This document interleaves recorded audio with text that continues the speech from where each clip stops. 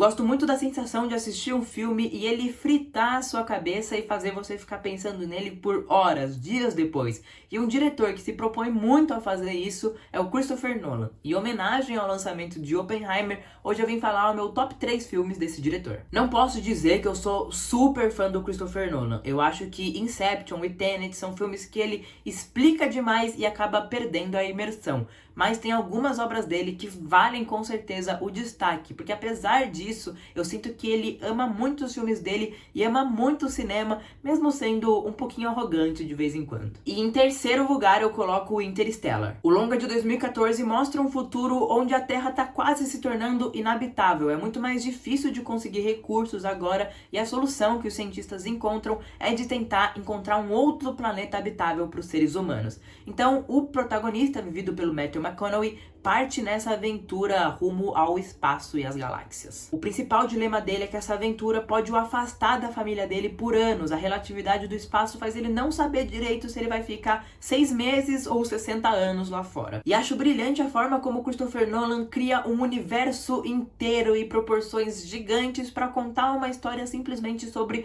um amor de pai e filha. Não acho Interstellar um filme perfeito, acho até que tem algumas partes dele que é bem difícil de entender e não é por falta de explicação que o Nolan faz questão de explicar, mas sim pelas motivações dos nossos personagens. A questão na Terra, ela não é explicada direito o que está acontecendo e depois, quando a gente vai para o espaço, os cientistas ali, eles não tomam decisões que parecem muito racionais quanto ao tempo que cada viagem vai demorar e tudo mais. É um filme que, se você pensar demais, ele perde um pouco a graça, mas fica difícil de raciocinar tanto quando tem uma trilha sonora e uma atmosfera tão boa passando. A trilha do Hans Zimmer é uma das melhores que eu já escutei e gera uma sensação na gente de infinidade, né? A gente vai vendo aquela música tocando e dá a sensação que a gente vai ficar ali pra sempre com os nossos personagens. É um filme que, apesar dos erros, ele é absurdamente imersivo e eu sempre vou respeitar o fato do Christopher Nolan recusar os efeitos visuais e fazer tanta coisa com efeito prático. Eu acho que isso dá um tom a mais pros filmes dele. E em segundo lugar eu coloco O Grande Truque. Nesse filme a gente acompanha dois mágicos que no começo da história eles são assistentes apenas, mas desde já eles mostram uma ambição e uma vontade de crescer profissionalmente nesse mundo de truques. Acontece que os dois vão criar uma rivalidade que cresce tanto profissionalmente quanto no âmbito pessoal, já que um ataca diretamente a vida do outro. O elenco todo tá muito bem, mas o destaque vai, óbvio, pro Hugh Jackman e pro Christian Bale, os dois protagonistas do filme que fazem um contraponto ao outro. Eles são arqui-inimigos, arqui-rivais e são dois personagens muito difíceis da gente gostar, porque eles não são de longe bonzinhos, não são de longe os heróis da história. Eles são pessoas que cometeram muitos erros, são pessoas muito amarguradas, mas o filme sempre faz questão de mostrar o porquê eles são assim e no fim das contas a gente ainda tá com eles. Esse jogo por poder e fama e pra superar o outro vai causando efeitos irreparáveis na vida dos dois, que vão quase perdendo tudo em prol do sucesso, em prol de fazer o melhor truque de mágica. E a forma como o filme é cheio de reviravoltas, e claro, como é um filme do Christopher Nolan, tem um toquezinho de ficção científica ali,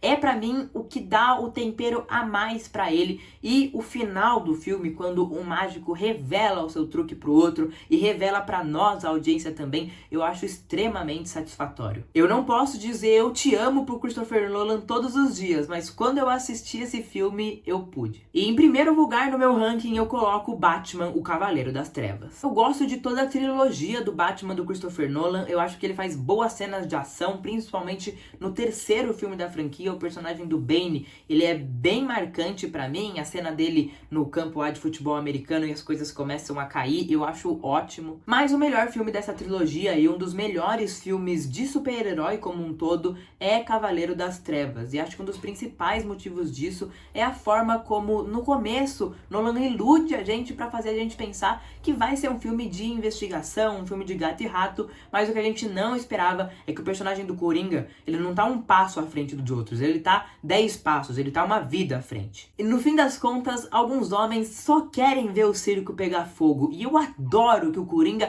é só essa pessoa maléfica, a significação do mal, e que traz um medo no Batman por simplesmente saber que o Coringa não tem nada a perder. A atuação do Christian Bale contribui muito com isso, pra criar um Batman aqui que é é muito mais intimidado e sente muito mais medo só no seu olhar. Enquanto o Coringa é completamente maluco, e como eu disse, ele não tem nada a perder, e uma cena que retrata bem isso é o momento que o Batman vai de encontro a ele com a moto e o Coringa fica: ah, você quer me atropelar? Então vem, meu irmão, pode vir. E óbvio que eu tenho que destacar a atuação do Heath Ledger como Coringa. É uma atuação brilhante, histórica, lendária, de um ator que infelizmente deixou a gente cedo demais. Pra mim, jamais vai existir um vilão no cinema no nível do Coringa do Heath Ledger. Bom, gente, então esse foi o meu top 3 filmes do Christopher Nolan. Eu quero que você deixe aí nos comentários o seu top 3 também pra gente conversar, pra gente debater. E me conta se você tá ansioso pra assistir Oppenheimer, que lança quinta-feira. Eu tô morrendo de ansiedade.